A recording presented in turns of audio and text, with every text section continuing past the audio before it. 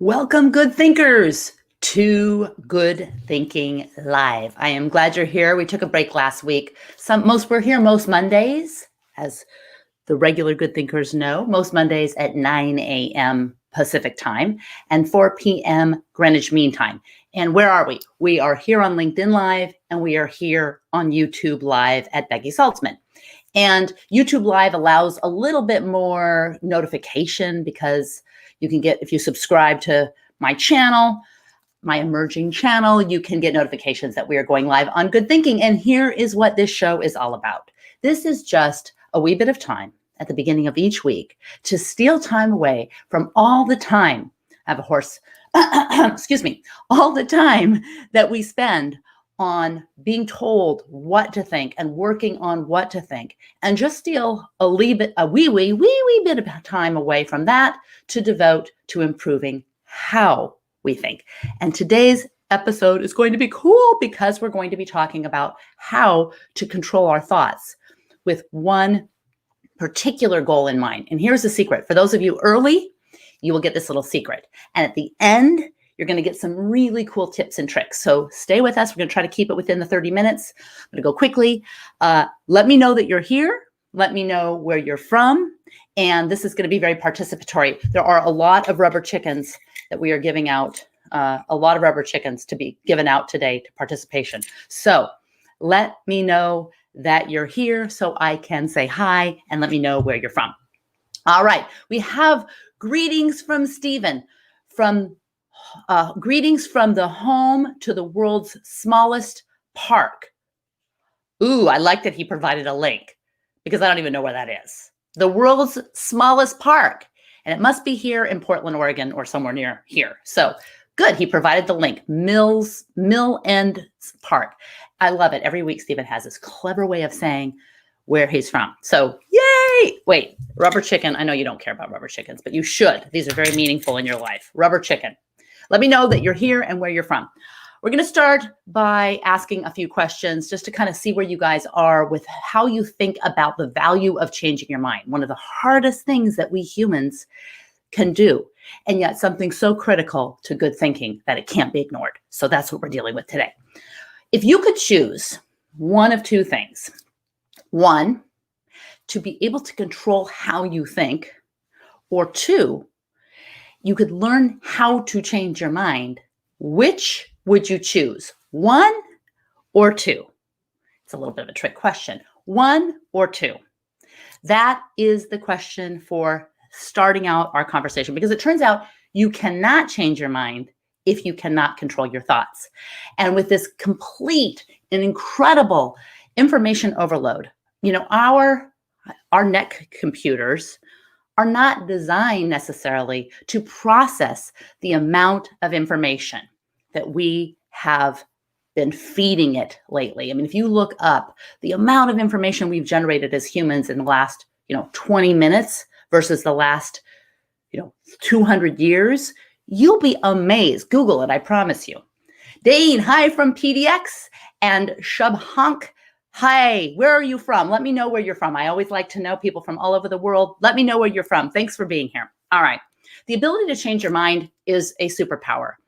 Flourishing people tend to approach life with the kind of mindset where, when confronted by reliable, relevant evidence, they can change their minds. And yet we have this kind of societal thing where you're a flip-flopper or you're inconsistent. So we have this, one of the persuasive tenets is to show people how consistent they are with what they've said in the past, which is great if you want to persuade someone, but in some ways it's counter to scientific thinking or critical thinking, because in critical thinking, you need to be able to assess the reliability and relevance of evidence, whether or not it supports your pre-existing beliefs. Otherwise, you're succumbing to confirmation bias. All right. So how comfortable, on a scale of 1 to 10, how comfortable are you with being wrong? I would say that I want to say I'm a 10, being very comfortable. I don't think I'm a 1. I think there are times and situations where I've been a 1, but I'm trying to level up to be closer to a 10. But I'm going to say I am a solid 6 working to get closer to 10. Where are you? And here is a little tricky thing that might help you. What does it feel like to be wrong? And how is that different from how it feels to be wrong when you don't know you're wrong? Because when you are wrong and you don't know you're wrong, it feels deviously similar to being right. So that is a little trick. So how comfortable are you with being wrong? As George Bernard Shaw, who liked to go by Bernard Shaw, said, those who can't change their minds can't change anything.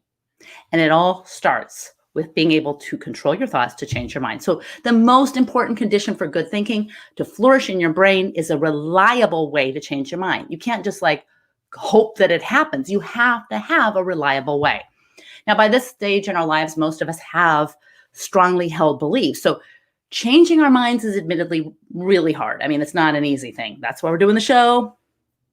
Okay. But if you have a reliable way, or you understand the kind of mindset that allows you to do it, or you have some tools that you can play with that create little habits, you can do this. All right. What type of thinking helps you determine whether evidence is good? Critical thinking, strategic thinking, or creative thinking? All right, you got to answer. We got to have participation. Hopefully, those of you here, I can see your comments. Stephen says he is a 7. He is 7, comfortable with changing his mind. That's good. That's good. That's a good score. What type of thinking do you think helps you determine whether evidence is good? Critical, strategic, or creative thinking? Drum roll, please. Critical thinking. This is the purpose of critical thinking, assessing the reliability, relevance, and validity of evidence and arguments. So learning how to think is hard. You have to sift through all this information. You have to filter out the bogus stuff. You have to connect the remaining stuff to a reliable framework. And then you need to repeat this process. Once you've decided, okay, this is what I believe, in every way, shape, or form, new evidence that is coming that you dismiss, that can lead you blindsided. That's where you go, wow, that surprised me. I didn't see that coming, much more often than you need to. As Charles Munger was or is Warren Buffett's partner at Berkshire Hathaway, and he has a great book called the Charlie Munger Almanac, or the Munger Almanac. It's just fantastic. He said, we are all learning, modifying, or destroying ideas all the time. Rapid destruction of your ideas when the time is right is one of the most valuable qualities you can acquire. You must force yourself to consider arguments on the other side. I think that's a great quote. All right, Stephen said critical thinking. You are right. Drum roll, please. Fantastic. All right, should you get your opinions from someone else? What do you think? Yes or no? Should you get your opinions from someone else? Well, sure. Learning from people smarter or wiser than us about different things is a great way to improve our thinking. I mean, I borrow different opinions all the time to create my own opinions. But if you can't explain your borrowed opinion without using the terminology pro-offered by the opinion holder, like if you can't explain it without just regurgitation, you can't apply the opinion in different contexts, then you're not really borrowing an opinion so much as you're stealing an opinion and forsaking your own. So if you really are trying to understand an opinion, you need to understand it in a way where you really can explain it using your own language and being able to apply the opinion from one context to the next. So how can you test this? How do you know when you get an opinion from someone else? How do you know if you're borrowing it or if you're stealing it and forsaking your own? How do you know? Well, here's the test.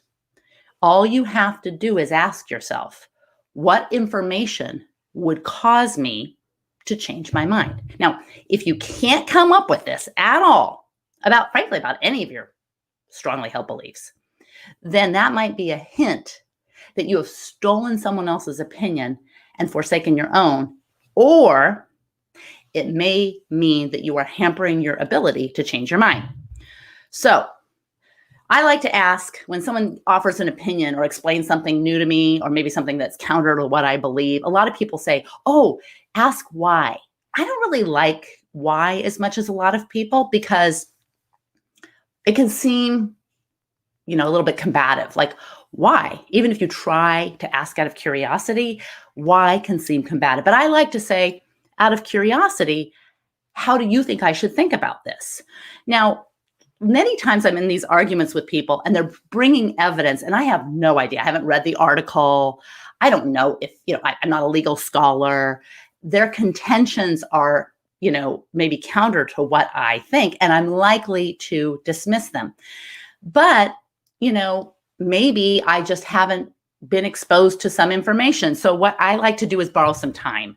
I like to say, I'm not familiar with this evidence that you're presenting. I'm going to take time with this. Because sometimes people take silence, like if you don't say anything, they think, oh, they agree with me. I've convinced them. And maybe you're maybe you don't want them to think that they've successfully convinced you of something that you think potentially is ridiculous. So you can take more time. You can say, I'm not familiar with this evidence. I'm not familiar with the reliability of the source of this evidence. And, I appreciate your sharing it with me. I'm going to take time. All right. So what can you do to change your mind about something? And then we're going to get into how to control your thoughts and then circle back to some tips and tricks. All right. So how can you change your mind about something? Do you think it's better to try to convince yourself or try to convince other people? Like if you're working on changing your mind or making an argument, is it better to practice on yourself or is it better to practice on other people? That's my question. What do you think? Practice on yourself or practice on other people? And while you're thinking, I'm going to say hi to Devorah from New York. So glad you're here.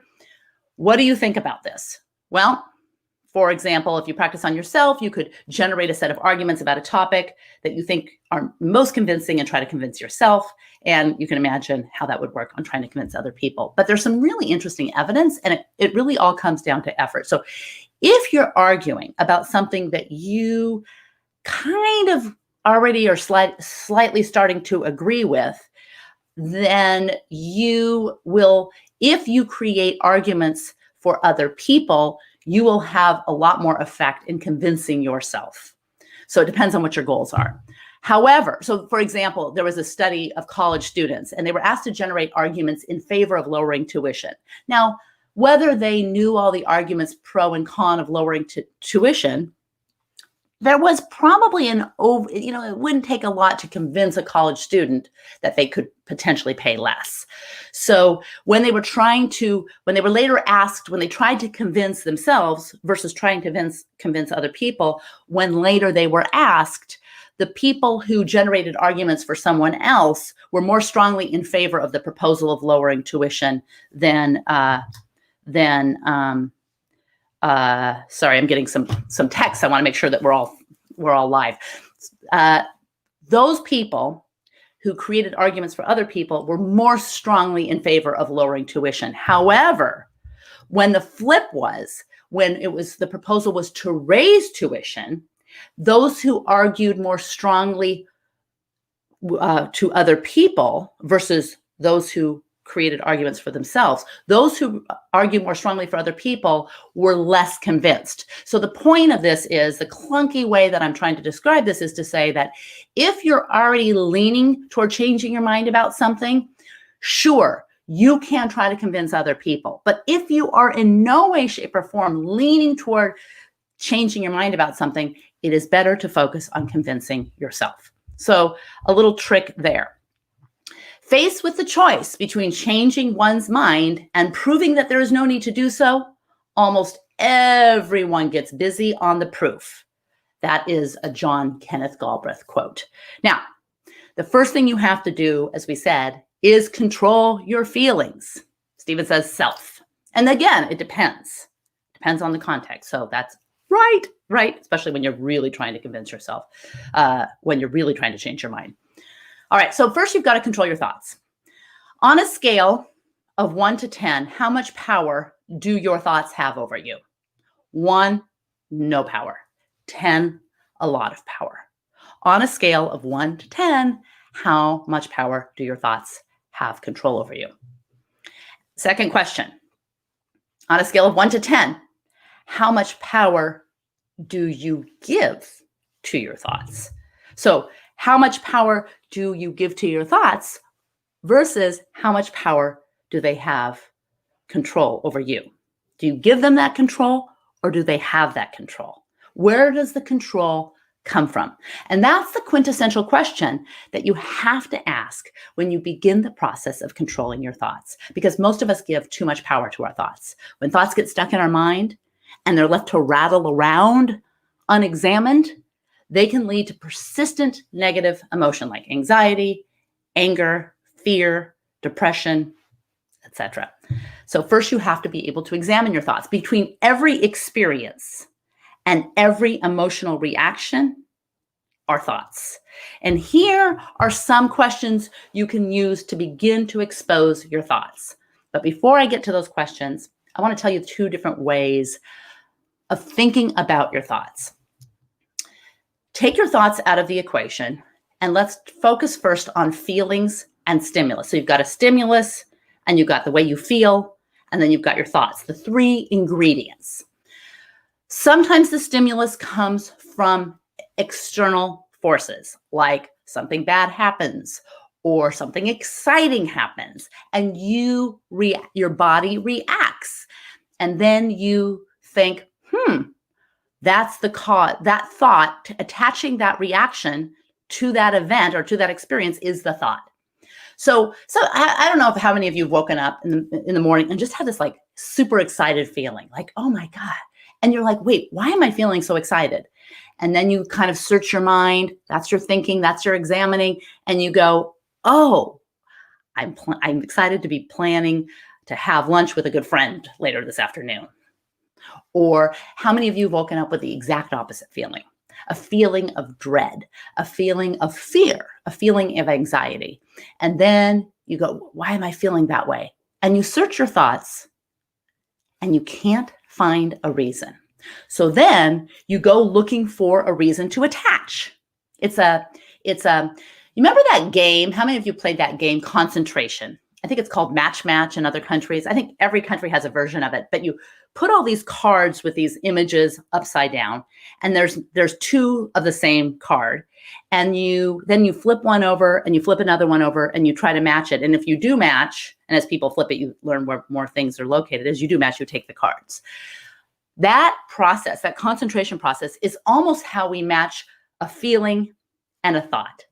We feel this way, we go looking for a matching thought. So you can start to see how these 3 ingredients are very, very different. The other day I was walking in my neighborhood and I had a mask on, and, I was with my sister and we were walking in the neighborhood with a mask, and, some people choose to wear a mask, some people don't. A guy was walking very narrow sidewalk kind of area and he didn't have a mask. So we just kind of walked around the cars to walk in the street. Nothing, no judgment, whatever. He started screaming at us, telling us we're fools for wearing masks, calling us sheeple, saying that the coronavirus was a fraud. Very counter to what I think. But I felt this surge of something that wasn't good. And I thought, is that anger? Is that humor? Is that fear? What is that feeling? And why am I allowing him to generate that feeling in me? So that became an interesting thinking, because I clearly generated something, my sister and I clearly generated something in him that felt, he had some feeling when we walked around with our masks to avoid him that was so visceral that his thoughts were attached to all kinds of things about our political affiliations and how we view science. And it was very interesting to see how he allowed us as a stimulus to control these feelings and then attach them to all these thoughts, which became this vicious cycle. And I thought to myself, wow, that's a lot of power he's giving me. And I'm not going to give him the same power. So I found him kind of interesting. But this is where you can start to control your thoughts by asking yourself, what was going through my mind at the time? Like, what was going through his mind at the time? Maybe he had an experience earlier that created this negative feeling in him. Maybe he had an argument about masks with someone. I have no idea. But asking himself or asking myself, like, what was I going through at my mind at the time? I was thinking, we're hiking in the woods. This is awesome. And we're going to walk down and come home and have a cup of coffee. So that was what was going through my mind. But maybe something totally different was going through his. Maybe he had a diagnosis. Maybe he was waiting for some really bad news. If I gave him so much power without having the reliable, relevant evidence about his thoughts and what was going through his mind, I would be making a very bad decision. That wouldn't be good thinking. What was I thinking or saying to myself under my breath at the time? What thoughts were bouncing around in my head? What voice or whose words were they? What voice was I hearing? Those are the ways of not allowing the thoughts to rattle around unexamined. Those are some questions to ask to examine your thoughts. And when you're able to do that, you start to see that you're looking for reliable evidence to give justification to your thoughts. And most of the time, there's not enough there. But once you start to do that and you get control of your thoughts, you can then begin the process of kind of leveling up to be able to make a conscious decision to change your mind. Now, that doesn't mean you're just this tree in the wind, believing everything right and left and right and left. It means that you become a good thinker, which is the whole goal of this show. So this form of reasoning, where you think that thoughts control you and you don't control your thoughts, is a faulty form of reasoning. It's based on a premise that emotional reactions are the direct result of life experiences. But we ignore the intermediate step that connects the events to the emotions. And this missing link is commonly called thoughts, our private mental experiences. And we can wrangle them like a lasso. But first we have to separate the ingredients: the stimulus, the feeling, the neurochemistry, and the thoughts. They're three separate ingredients. All right. And, think about a causal relationship. Think about, you have this, you flip a light switch, and every time you flip the light switch, the light goes on. And this time you flip the light switch and nothing happens. Well, that you would go and examine why that stimulus had a different response. Maybe you have a burned out light bulb. Maybe you blew a circuit breaker or a fuse.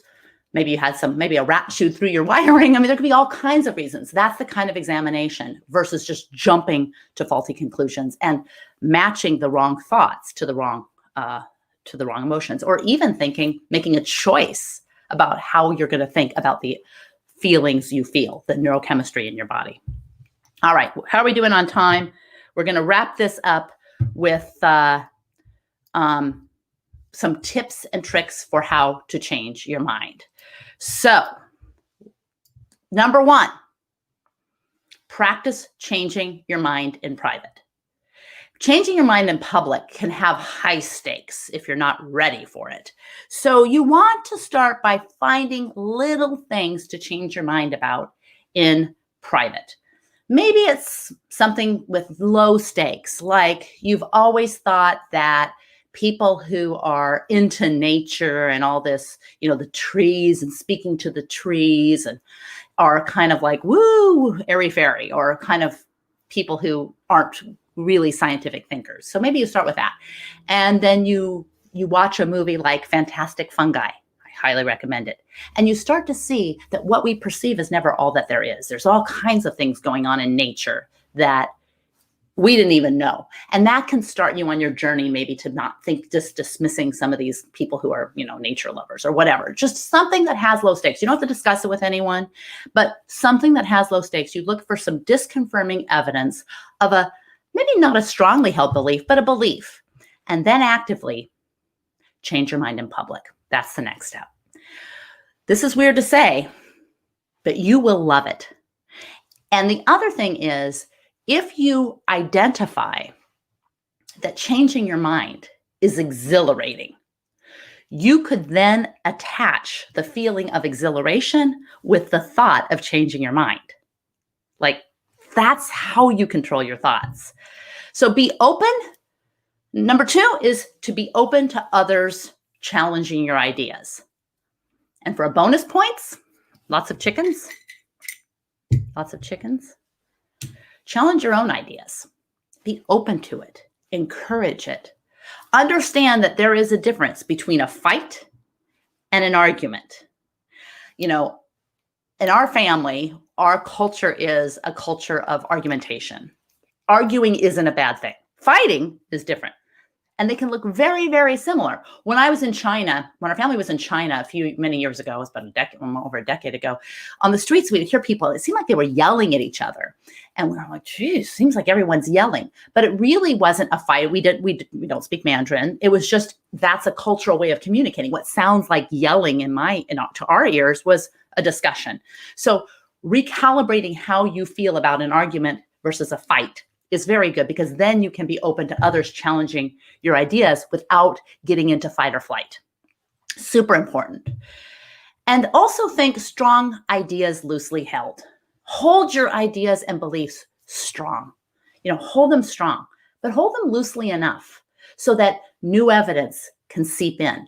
Like, don't have your windows to the world so cloudy that you can't see new evidence. Get some window cleaner and wipe it off, and let some new ideas seep in. Next is to embrace quantum thinking. Quantum thinking is something we talked about in the last episode. You can catch it if you look on YouTube for our last episode. Quantum thinking is holding two opposing beliefs in your head at the same time without too much attachment to either one. Hard, but think like superposition, quantum thinking. And then prioritize curiosity. If you elevate curiosity as a first responder ahead of criticism, judgment, fear, and complacency, you really elevate curiosity to a first responder position, you will see things that others miss. You will make better decisions, and you will be able to have a mind that's conducive to good thinking. And here's your final tip. Now we're done. Hope you guys, those of you who did not catch this in live, be sure to tune in you can tell people to tune in on YouTube Live at Becky Saltzman. We are here live, 9 a.m. Pacific time, 4 p.m. Greenwich Mean Time, most every Monday. Not every Monday, sometimes get a little busy, but most every Monday. And then you can catch it non-live if you missed it, or if you want to send this to someone, or if you want to subscribe to get notifications, you can catch it on YouTube Live at Becky Saltzman. Here is your final tip. Rather than doing 180 degrees on an opinion, turns out, and there's a lot of evidence, and I can tell you study after study, but there's a lot of evidence that to make better decisions, to change your mind, is better to do gradually. So little tiny moves. It's not like you believe this and then you go right over here. That is also a hint that you may not be be using good thinking. So it turns out that you do this incrementally. So if you and believe me, you don't have to even attach to one side or the other. The point is to be fluid enough that you can see, empathize with people, empathize with, and consider ideas that may be counter to your own. So you might have to do this in small increments versus, I hate this person and now I love this person. You may need to see that there is these small increments. And this is where the nuance, the gray area, the good thinking thrives in the murky pond of the gray area where most of us, except for the good thinkers, don't want to go. All right. So if you revise your beliefs to reflect new information, because you let that new information in, new information ideally that's reliable and relevant, but you do it slowly, comparing new information with the information you had before, this is the way that you can take control of your thoughts and create an open kind of mindset that lets in the ability or increases the ability or enhances the ability to change your mind, which is critical for good thinking. So Jancy, hey, Jancy from from Ventura, California. Jancy is my oldest friend on the planet. We've known each other since we were 1 year old, and we still love each other. So thank you so much for tuning in. I hope that you subscribe to the YouTube channel, Becky Saltzman. We're getting it. Dane's doing some magic work on getting the YouTube channel all up and sexy and good. And thank you very much. See you next Monday. We're going to be having some cool interviews coming up with some really, really interesting good thinkers. So tune in every Monday. See you. Good luck. And give yourself a little bit of time on focusing on how to think. Just steal a little bit of time away from what to think.